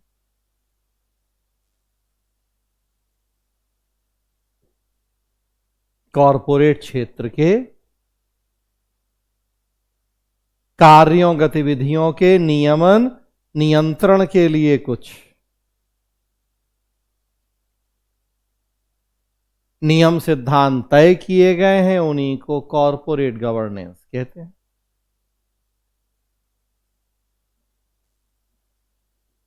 सीएसआर क्या है? कॉरपोरेट सोशल रिस्पॉन्सिबिलिटी क्या है? कॉरपोरेट क्षेत्र की समाज और पर्यावरण के प्रति जिम्मेदारी ही को ही कॉरपोरेट सामाजिक जिम्मेदारी कहा गया है।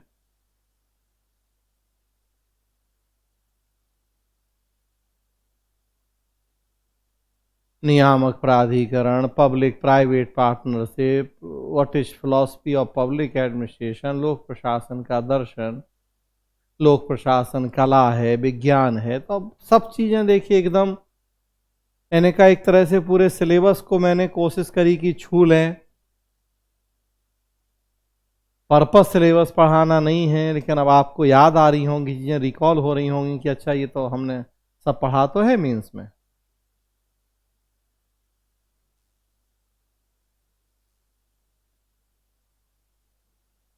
तो बस इस तरह से एक एक दो दो लाइन में। अभी भी नहीं किया काम तो बैठिए, अब शांत मन से कॉपी किताब पेन रजिस्टर लेके ये क्वेश्चनायर सामने रखिए और इसी तरह से दो दो तीन तीन लाइन में जवाब तैयार कर लीजिए। अपना नोट्स उठा लीजिए, जिस किताब से पढ़ा है वो ले लीजिए, शांत मन से सोचिए। ये चीजें आपको पढ़ी हैं सब आपने। मैंने शुरू में कहा कि 90% से ज़्यादा चीज़ें इसमें आप जानते हैं, आपने पढ़ी हैं, क्योंकि आपके सिलेबस के पार्ट हैं ये। प्रश्न वहीं से होगा। और मेंस क्वालिफाई किए हैं आप तो सिलेबस तो पढ़ा है या आपने अपना ऑप्शनल तैयार किया है आपने।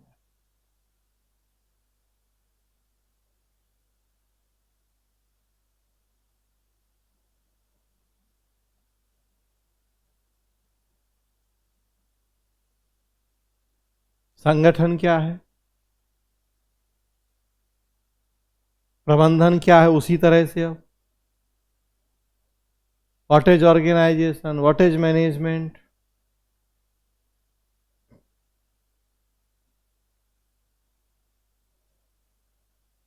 प्रशासन के संरचनात्मक पहलू को संगठन कहते हैं और कार्यात्मक पहलू को प्रबंध कहते हैं। प्रशासन एक व्यापक संकल्पना है जिसके संरचनात्मक पहलू को संगठन और कार्यात्मक पहलू को प्रबंध की संज्ञा दी जाती है।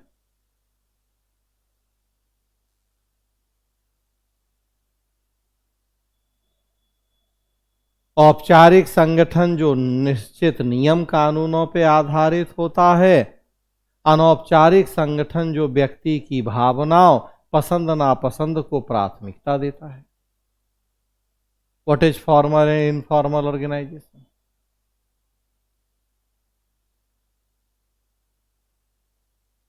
व्हाट इज ब्यूरोक्रेसी या नौकरशाही क्या है। जर्मन समाजशास्त्री मैक्स वेबर के अनुसार नियुक्त किए गए अधिकारियों का समूह नौकरशाही है।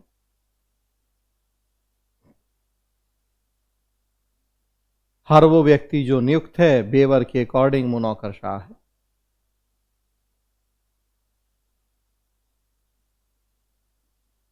ब्यूरोक्रेसी शब्द कहां से आया है। ब्यूरो फ्रेंच वर्ड है, क्रेसी ग्रीक वर्ड है, दोनों को मिला के ब्यूरोक्रेसी बना है। ब्यूरो का मतलब होता है मेज या डेस्क, क्रेसी का मतलब होता है शासन या तंत्र। तो ब्यूरोक्रेसी है मेज का शासन या डेस्क तंत्र। शाब्दिक अर्थ, भावार्थ तो मैंने बताइए आपको कि नियुक्त किए गए अधिकारियों का समूह। लोक सेवा क्या है, व्हाट इज पब्लिक सर्विस।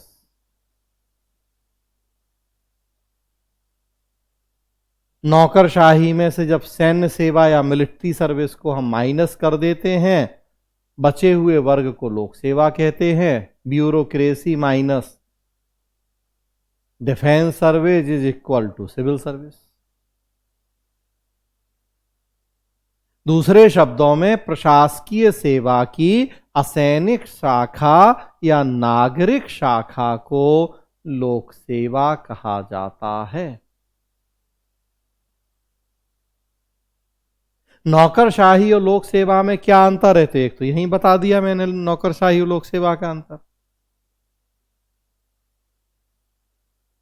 और एक प्रमुख अंतर की नौकरशाही नकारात्मक संकल्पना है जबकि लोक सेवा सकारात्मक संकल्पना है।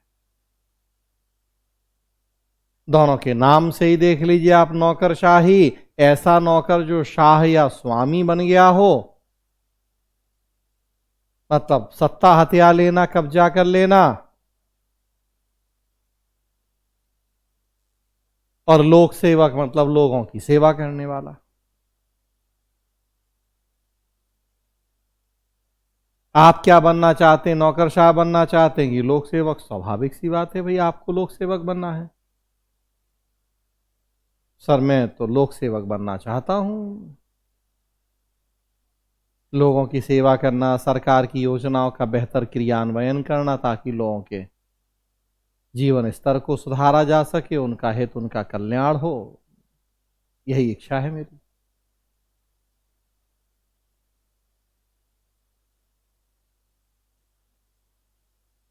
शक्ति क्या है, सत्ता क्या है, शक्ति सत्ता में अंतर क्या है, what is power, what is authority, दोनों में डिफरेंस क्या है। मैक्स वेबर का सत्ता का सिद्धांत क्या है, मैक्स वेबर का नौकरशाही का आदर्श मॉडल क्या है, वर्तमान समय में नौकरशाही की प्रासंगिकता कितनी है, वैज्ञानिक प्रबंध क्या है, what is scientific management, what is classical theory, what is human relations theory, what is behaviourist approach, what is participative management. तो अब सब आप जान रहे हैं, पवेट में पढ़ा है आपने, मीन्स में।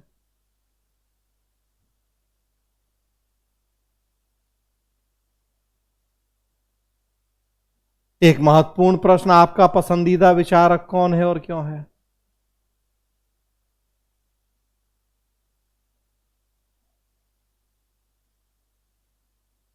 सोचे रहिए पहले से कि आप क्या जवाब दोगे।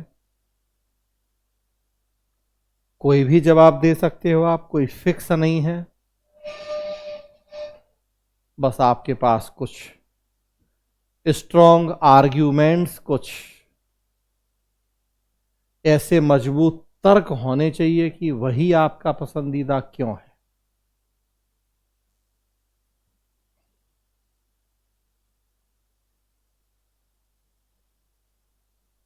आप टेलर का नाम ले सकते हैं, बेवर का ले सकते हैं, मर्जी आपकी है। चेस्टर बर्नार्ड बोल सकते हैं, एल्टन म्यू बोल सकते हैं, लड़कियां हैं मैरी पार्कर फॉलेट बोल सकती हैं, हर्बर्ट साइमन बोल सकते हैं, एफ.डब्ल्यू. रिक्स बोल सकते हैं आप। बस जिसको बोलेंगे उसके बारे में सब कुछ पता होना चाहिए, पहली बात।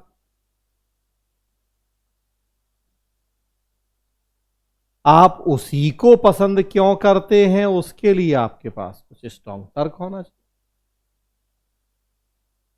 सर मैं हर्बर्ट साइमन को इसलिए पसंद करता हूं क्योंकि उन्होंने जो डिसीजन मेकिंग की थ्योरी दी थी 1945 में, आज तक उनकी थ्योरी उतनी ही उपयोगी है, नोबेल प्राइज भी मिला है उन्हें। अब आपकी मर्जी है कि नोबेल वर्ड बोलना है कि नहीं, क्योंकि जैसे ही आप नोबेल बोलेंगे तो फिर हो सकता कि पूरा नोबेल पुरस्कार वाला एक मुद्दा आप उनको दे दें, उनकी जबान पे रख दें। तो बहुत सावधानी से, बहुत सोच समझ के शब्दों का प्रयोग करें। जो शब्द आप बोल रहे हैं, कई बार वहां से प्रश्न बनने हैं, आप उसके लिए तैयार हैं कि नहीं हैं, अदरवाइज आप अपनी तरफ से ऐसा शब्द नहीं दें उन्हें। आजकल कोई ऐसा नोबेल प्राइज की चर्चा नहीं है कि कोई आपसे पूछेगा नोबेल पुरस्कार। पूछने को तो कुछ भी पूछेंगे, लेकिन एक सामान्य तौर पे बात करें तो आजकल किसी से नोबेल प्राइज पूछा जाएगा रेयर है। लेकिन अब आप ही ने कहा कि हर्बर्ट साइमन को सर नोबेल पुरस्कार मिला है, तब तो फिर अब आपने दे दिया उन्हीं को मुद्दा कि अच्छा नोबेल प्राइज।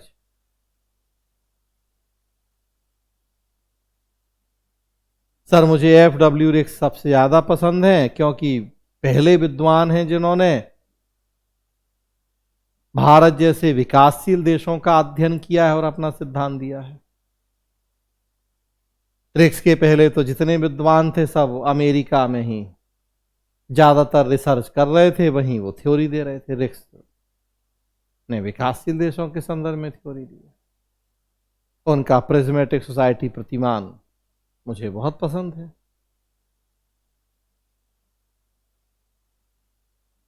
तो आपकी मर्जी है आपको किसका नाम लेना है। बस तर्क होना चाहिए कि क्यों उसका आप नाम ले रहे हैं,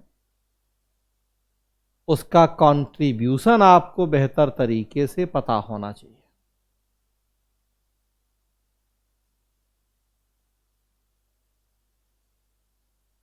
नेतृत्व क्या है, नेता नेतृत्व में क्या अंतर है, उसी तरह से फिर सारी चीज। एक सफल प्रशासक के कौन कौन से गुण हैं, मैंने पीछे जो एक इंटरव्यू की क्लास ली थी, पर्पज ऑफ इंटरव्यू में बहुत सारे गुण बताए आपको। डिसीजन मेकिंग होनी चाहिए, quick decision making, right decision making होनी चाहिए, जिज्ञासु होना चाहिए, अवेयर होना चाहिए, ईमानदार होना चाहिए, बहुत सारे गुण मैंने बताए हैं। आपको क्यों शामिल किया जाए उन्हीं में से बता दीजिए 2-3 गुण की सर ये मुझ में है, मैं हूं बहुत जिज्ञासु, या निर्णय लेने की क्षमता मुझे लगता है कि मुझ में अच्छी है। व्हाट इज मोटिवेशन, अभिप्रेरणा क्या है, मनोबल क्या है, अभिप्रेरणा मनोबल में क्या अंतर है। आपको अभिप्रेरणा का कौन सा सिद्धांत सबसे ज्यादा पसंद है।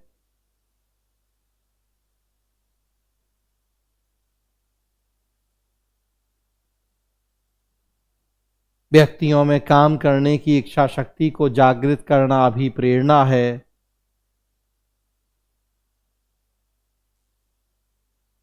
अभिप्रेरणा व्यक्तिगत होती है, मनोबल सामूहिक होता है। जब एक व्यक्ति की इच्छा की बात करते हैं तो अभिप्रेरणा होती है, जब पूरे समूह के उत्साह की बात करते हैं तो मनोबल होता है।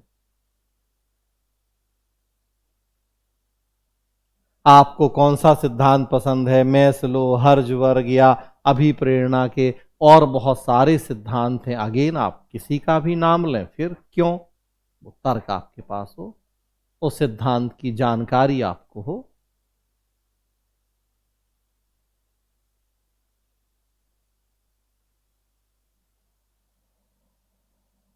आप कैसे बढ़ाएंगे अपने कर्मचारियों का मनोबल। मनोबल बढ़ाने की विधियां हैं बहुत सारी, पढ़ी हैं आपने मेंस में। निर्णयों में भागीदार बनाएंगे, वेतन भत्ते सुविधाएं अच्छी हों इस पर ध्यान देंगे, उनकी जो शिकायतें समस्याएं हैं समय पर उनका समाधान हो इसकी व्यवस्था करेंगे। योगदान प्रतिफल के बीच में संतुलन हो ये सुनिश्चित करेंगे। आर्थिक गैर आर्थिक दोनों तरह के उन्हें प्रतिफल दिए जाएं वो देखेंगे। मैस्लो की उपयोगिता, हर्ट्ज़बर्ग की उपयोगिता वर्तमान समय में भारत में।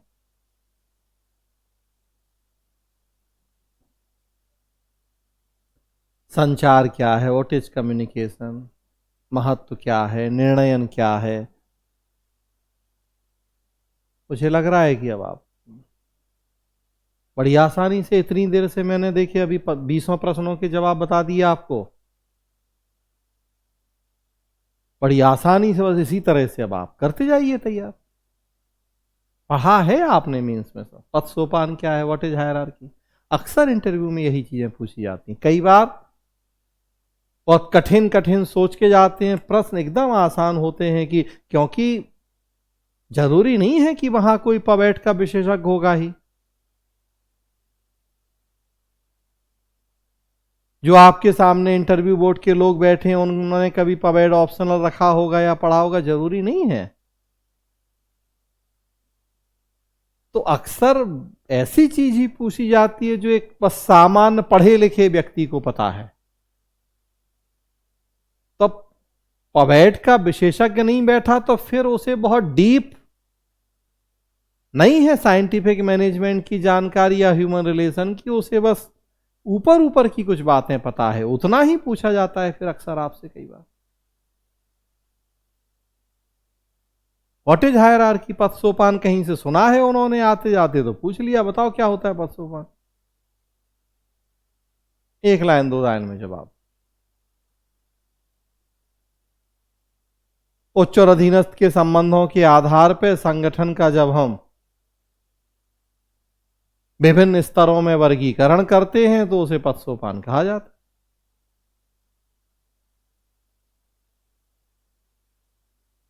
आदेश की एकता, नियंत्रण का क्षेत्र, पूरा सिलेबस, समन्वय, केंद्रीकरण, विकेंद्रीकरण, प्रत्यायोजन। विकेंद्रीकरण और प्रत्यायोजन में क्या अंतर है, पोस्कॉर्व क्या है, पॉककॉक क्या है, सिलेबस के बस पार्ट हैं सारे। बजट क्या है, व्हाट इज बजट,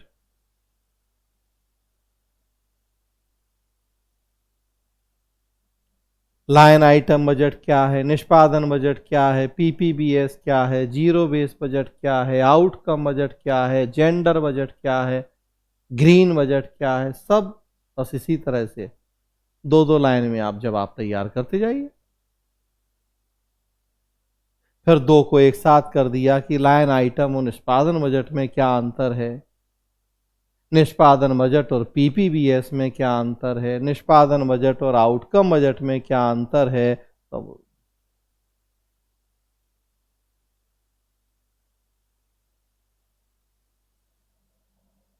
तो पूरी जो लिस्ट है प्रश्नों की,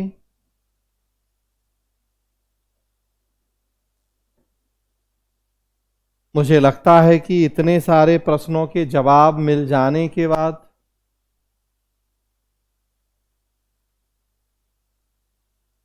अब आप इतने सक्षम हैं, पहले भी थे और अब और आप इतने सक्षम हैं कि एक अच्छा जवाब दे सकते हैं लोक प्रशासन के प्रश्नों का। इतने तो आंसर मैंने बता ही दिए, इनके आधार पे और प्रश्नों के जवाब आप अपने से तैयार कर लें। करना चाहेंगे बहुत आसानी से कर लेंगे, एक दिन के अंदर कर लेंगे। हाँ, नहीं चाहेंगे करना तब तो फिर सोच रहे होंगे कि सर बाकी भी करवा ही दो, काहे हम मेहनत करें, तो तब तो फिर बाकी ही करवा दो, काहे हम मेहनत करें, तो फिर सर आप ही डिप्टी कलेक्टर बन जाओ, काहे हम डिप्टी कलेक्टर बने।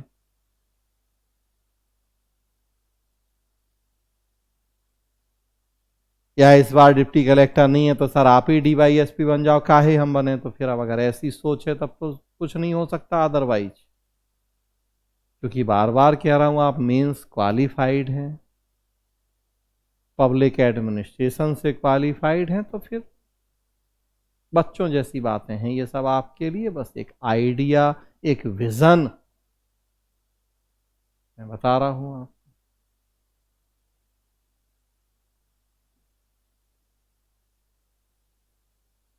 भ्रष्टाचार क्या है, इसे दूर करने के उपाय क्या है, व्हाट इज करप्शन।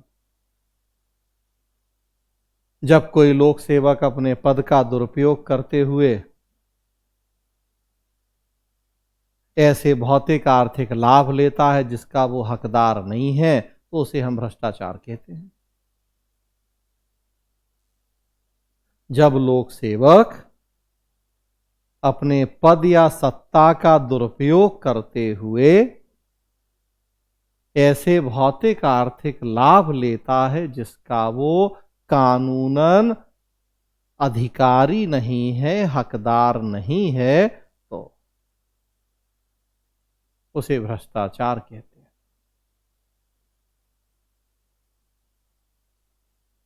दूर कैसे होगा, बहुत सारे तरीके हैं।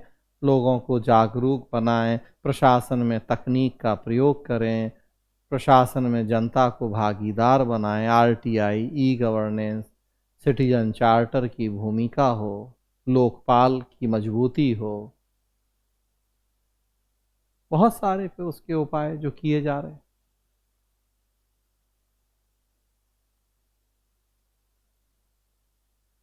क्या आप घूस लेंगे? बिल्कुल नहीं लेंगे घूस।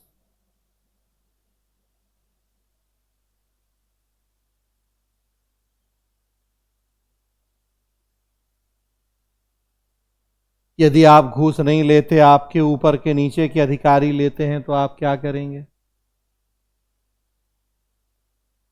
आप पे दबाव बनाया जाता है घूस लेने का आपके उच्च अधिकारी के द्वारा, तो क्या करेंगे? आपका उच्च अधिकारी बेईमान है, आप पे दबाव बना रहा है कि आप भी घूस खाओ, आप क्या करेंगे? सर, हम उससे निवेदन करेंगे कि वो लिखित रूप में हमें ऐसा एक आदेश दे कि घूस लेना है तो हम ले लेंगे।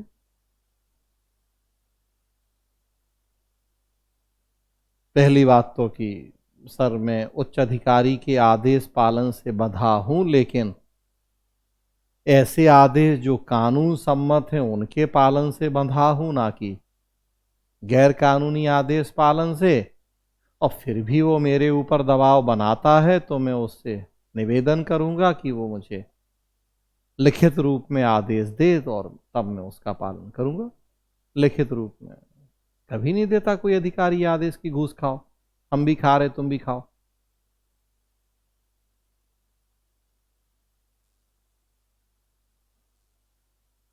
मैक्स वेबर ने कहा है नौकरशाही के आदर्श मॉडल में कि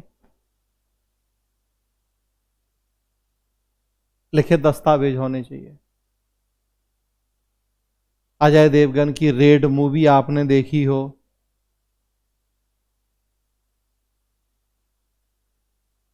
नेताजी के यहाँ छापा डालने जाते हैं, आईआरएस अधिकारी हैं, नेताजी सीधा प्रधानमंत्री से फोन करवाते हैं कि रेड रोक दी जाए। अजय देवगन जो कि आईआरएस अधिकारी के रोल में कहते हैं, ठीक है मैडम, मैं रेड रोक देता हूं, आप एक लिखित ऑर्डर भेज दीजिए मुझे रेड रोकने का।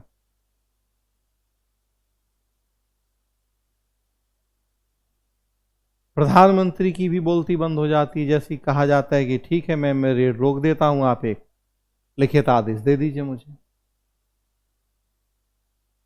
भाई, कल के दिन कोई मुझसे पूछेगा कि रेड क्यों रोकी थी, तो मैं क्या बोलूंगा? फोन आया था तो वो कहेंगे कि कोई है आपके पास रिकॉर्ड की सबूत की फोन आया था? तो भाई, आपके कहने पर रेड रोक रहा हूं, बस मैं चाहता हूं कि इसका एक मेरे पास प्रूफ रहे कि मैंने आपके कहने पर रोका है, रोक देता हूं। मुझे क्या दिक्कत भाई, आप मेरी बॉस हो, जो आप कहोगी मैं करूंगा, बस एक। लेकिन हमारे पास भी तो सबूत रहे कल के लिए कि आपने कहा था तो हमने रोका। तो इसके लिए हमें कोई लड़ाई बढ़ाई नहीं करनी पड़ा, हम तो रिक्वेस्ट ही कर रहे हैं, निवेदन कर रहे हैं आपसे, हम आपकी बात मानने को तैयार हैं।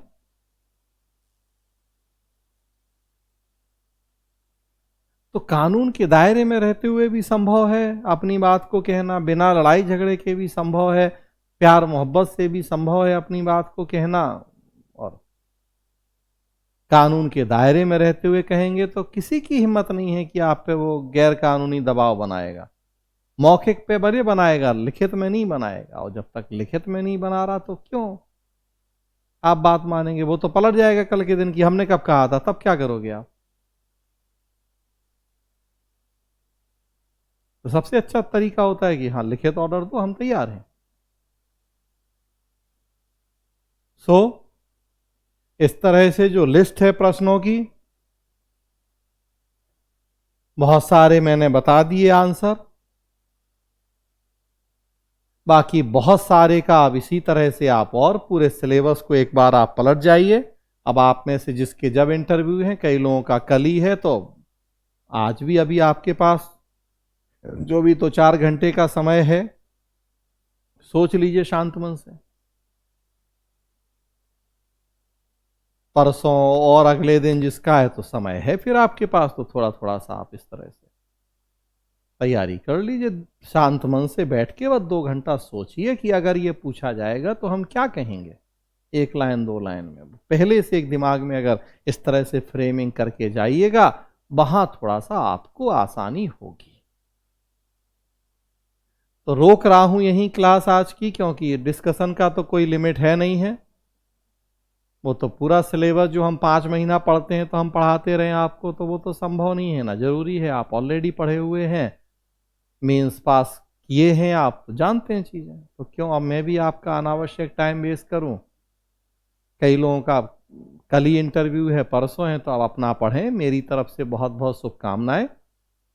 कॉन्फिडेंट होके जाएं, नॉलेज है आपको, बस प्रस्तुतिकरण वहां आपको सही तरीके से कर देना है। और जरूरी नहीं है कि हर प्रश्न का जवाब देना ही है। कुछ नहीं आता है तो सॉरी भी बोलें, और ऐसा नहीं है कि 15 में से पूरे 15 प्रश्नों के जवाब देने ही हैं। हम विकिपीडिया नहीं हो सकते, कोई भी नहीं हो सकता, तो जो नहीं पता तो हम सॉरी भी बोल देंगे उसके लिए। हाँ, लेकिन अपनी तरफ से अपना बेस्ट करके जाएं, बाकी तो जरूर सफल होंगे। तो सबको बहुत बहुत शुभकामनाएं। बहुत अच्छे से अपना इंटरव्यू दें। किसी को कोई और किसी में डाउट है तो ग्रुप पे आप पूछिएगा, मैं जवाब दे दूंगा आपको। हाँ, लेकिन ऐसा नहीं कि मेरे ऊपर आप पैरासाइट या परजीवी बनने की कोशिश कीजिएगा। अब एक बहुत आइडिया मैंने दिया, बहुत विजन दिया, बहुत सारे प्रश्नों के जवाब, तो अपने से कोशिश कीजिए।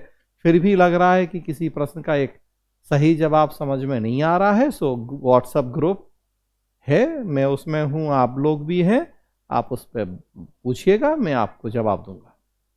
ठीक है, सो फिलहाल के लिए इतना ही। धन्यवाद अगेन, सबको बहुत बहुत शुभकामनाएं। मैं चाहता हूं आप सारे लोग सेलेक्ट हों बिहार में, और फिर उसके बाद मुझे बताएं कि आप सेलेक्ट हुए हैं, मुझे बड़ी खुशी होगी। धन्यवाद।